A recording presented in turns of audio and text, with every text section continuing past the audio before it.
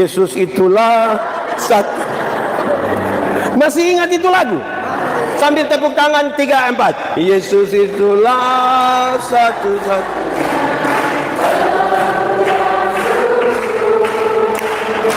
Ia berjanji akan kembali angkat kita semua.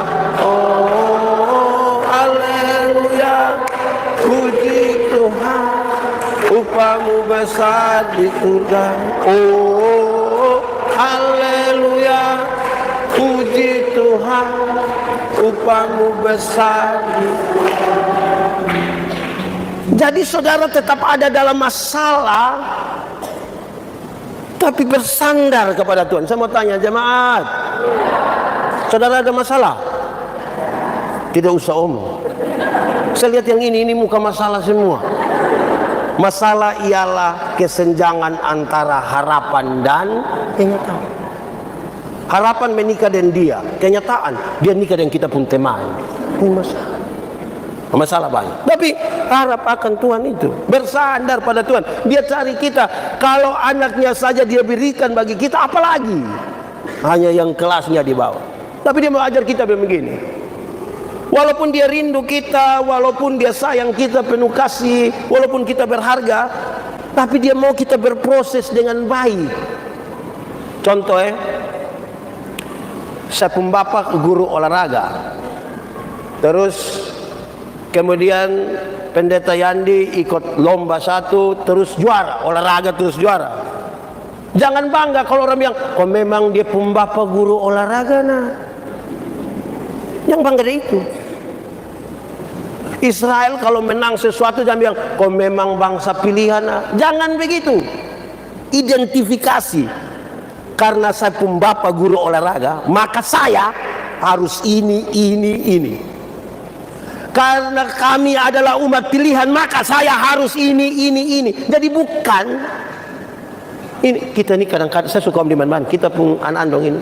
Yang camat dia pembapa, tapi dia juga bikin ke dia yang camat. Bukan begitu. Bapak camat identifikasi diri kita ini camat buana, jadi omong karmana, bikin karmana. Ibu-ibu juga suka om begitu. Yang RT dia suami, tapi dia suka bilang panggil dia nak ibu RT. Lama-lama dana RT dong habis gara-gara dia. Yang kepala sekolah dia suami, tapi suruh panggil dia mama kepsek. Lama-lama dia tanda tangan rapor dong, bikin kacau ini negara. Jangan begitu. Kita tahu kita pun diri ini siapa, supaya dalam proses itu, karena kita ada masalah, ada semua, Tuhan kasih tahu kita, kan dia sayang kita toh, dia kasih tahu, hai, jangan takut, jangan takut. Jangan takut itu bukan berarti kehilangan rasa takut, bukan. Tapi dia mau kasih tahu, mama akan sama-sama dan Tuhan melewati ini perjalanan sampai di sana.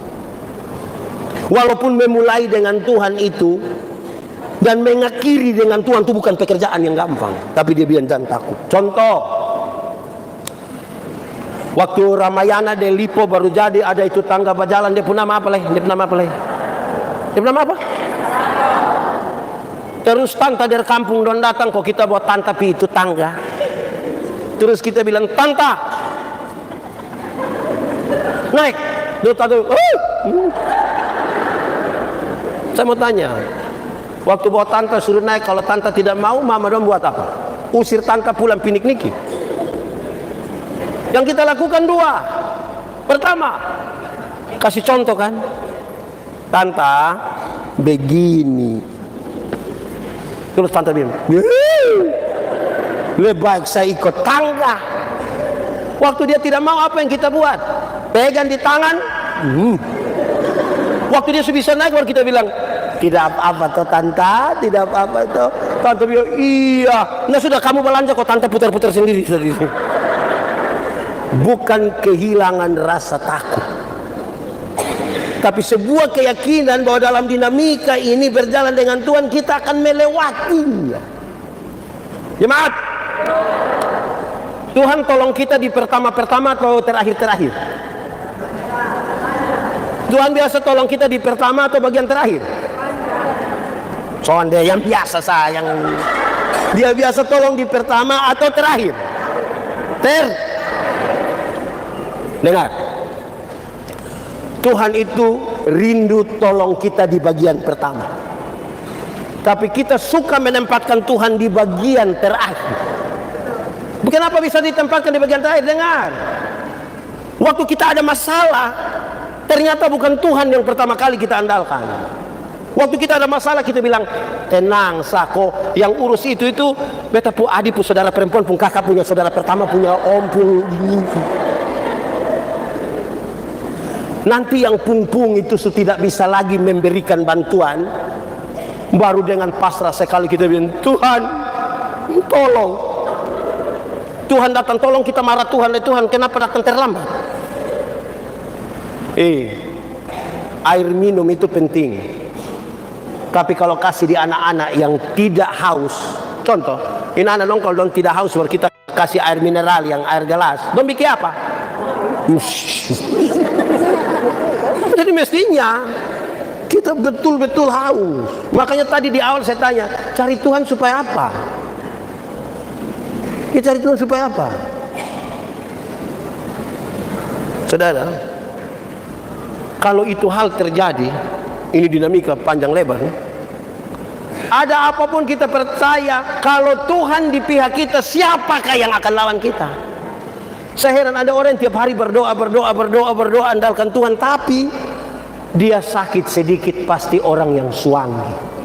Sakit sedikit ini. Sakit sedikit dia bilang, jalian nenek di sebelah. Itu keras. Itu. Lalu mama berdoa tiap-tiap hari supaya apa?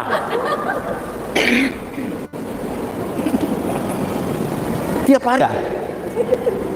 Kita miskin semua begini, dia suami kita ini, dia untung apa? Dia lihat kayak yang pasangan calon presiden nomor 4, itu dia bisa. Ini kita juga ada setengah mati dan petugas koperasi, ini dia mau suami kita supaya kena. Kalau mau harap akan Tuhan itu, ya jangan sama-sama dengan dia, toh. Amin kok. Oke. Bagian terakhir saya pakai kisah lama ini. Saya sudah pernah bilang pada saudara, tapi ini saya mau ulang. Ada satu keluarga di Amerika. Orang punya satu anak laki-laki, umuran 6 tahun. Terus dia punya mama hamil lagi, jadi orang sekarang punya berapa anak? Tapi sayang, anak yang kedua itu cacat. Entah virus apa yang kena itu anak, dia keriput dari ujung kaki sampai ujung kepala. Dokter panggil dia punya papa mama, pak ibu Mersin.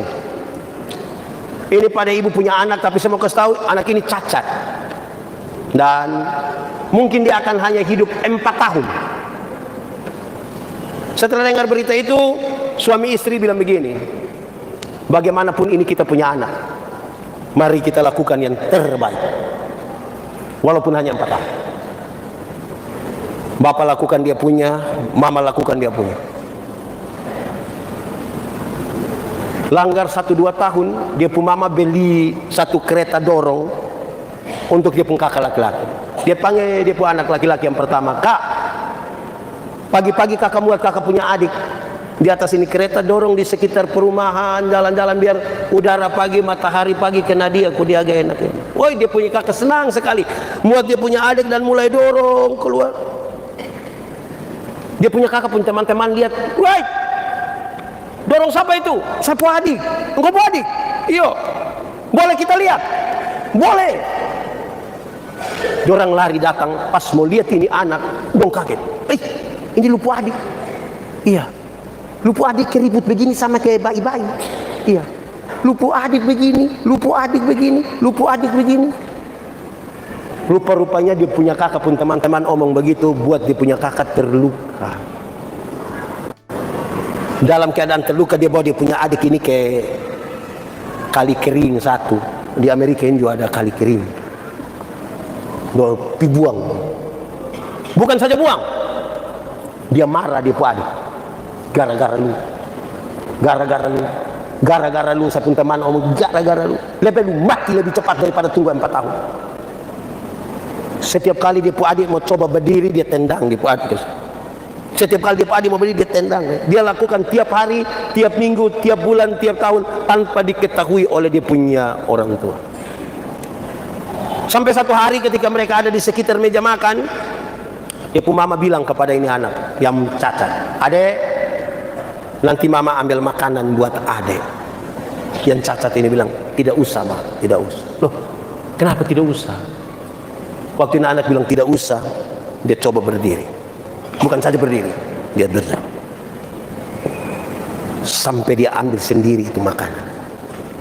Lihat itu, dia punya mama sangat heran. Dia mama bilang kepada dia punya bapak, "Papa, anak kita Tuhan buat mujizat, dia sembuh." Dia punya suami bilang, "Mama, undang tetangga-tetangga, undang keluarga, besok kita bikin syukuran." Waktu semua orang sudah hadir, dia punya mama bangun bilang begini, "Bapak mama semua, kami undang bapak mama ke tempat ini karena Tuhan buat perkara dalam rumah tangga kami. Anak kami yang bungsu, yang cacat, yang dokter bilang dia mungkin hanya akan hidup 4 tahun, justru Tuhan buat mujizat. Hari ini dia bisa jalan, hari ini dia sehat, hari ini dia hidup kembali." Tuhan Yesus terlalu baik. Setelah kalimat-kalimat itu, dia pun mama ucapkan tambah kalimat ini, dengar baik-baik. Dia pun mama bilang begini, "Tuhan telah pakai dia punya kakak laki-laki yang penuh kasih sayang, telah mengajar adiknya tiap-tiap hari untuk bisa berjalan." Saya ulangi, Tuhan telah pakai dia punya kakak laki-laki yang penuh kasih sayang, tiap-tiap hari mengajar adiknya untuk bisa berjalan. Saya mau tanya, dia punya kakak penuh kasih sayang? Dia punya kakak juga heran, penuh kasih sayang. Saudara, ada waktu di mana saudara punya masalah, merasa sendiri, merasa tidak ada lagi kekuatan, bahkan saudara ditinggalkan. Bahkan mungkin saudara berpikir, Tuhan ada di mana kalau memang dia rindu dan dia tahu bahwa saya berharga, Tuhan di mana? Hari ini demi nama Tuhan saya mau kasih saudara, Tuhan ada bersama saudara. Pak Pendeta, kalau memang Tuhan ada bersama-sama dengan saya, di mana dan apa yang Tuhan buat bagi saya? Tuhan ada dekat-dekat dengan saudara. Saudara mungkin merasa sendiri, tapi apa yang Tuhan buat? Dia sementara melatihmu untuk bisa berjalan.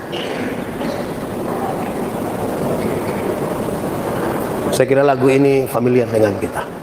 Seperti burung nazar melatih anaknya untuk bisa terbang tinggi. Sesekali dia lepaskan, tapi tapi tidak pernah dibiarkan jatuh. Saya kira itu pesan. Tuhan sayang kita, membuat kita ada tempat di sorga. Tapi kan kita belum di surga toh, kan belum di waktu toh, apalagi di Bapa model begitu. Dia mengelola kehidupan bersama-sama dengan kita di dunia. Dia tidak membiarkanmu sendiri. Dia sementara melatihmu untuk bisa berjalan. Tapi memang kadang-kadang kalau mata hanya tertuju pada masalah, kita lupa melihat Tuhan. Mata yang hanya tertuju pada kegelisahan, ketakutan, sulit untuk menatap kepada Kristus. Tuhan memberkati kita. Mari kita tunduk.